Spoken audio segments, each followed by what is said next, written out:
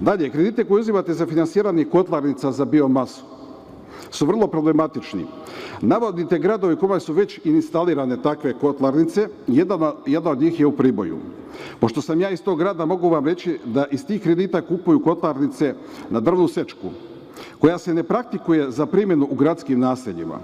Tim bolje pored škola gde deca udišu taj otrov. Još kada imate niz hidrocentrala, kao što ih imamo tamo, zbog kojih je izuzetno povećana vlaga, a onda izduvni gasovi iz ovih elektrana se zadržavaju u njoj i onda su apsolutno obezvređene bolesti, plućne bolesti i ugrožena su naravno deca. Pored toga, sečka je najjeftiniji energent. Do sada je korišćen uglavnom mazut.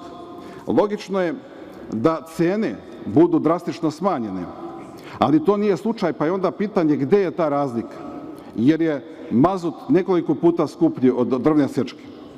A ako nema te razlike, čemu tada takve kotlarnice, odnosno kreditiranje takvih kotlarnica, jer one nemaju ni ekološkog ni ekonomskog efekta? Kako su takve kotlarnice koje troše najjeftiniji energent u velikom gubitku i kako je moguće da su u gubitku ako imaju toliko jeftiniji energent? I da ne govorimo da su cene na kotlarnice veštački podignute.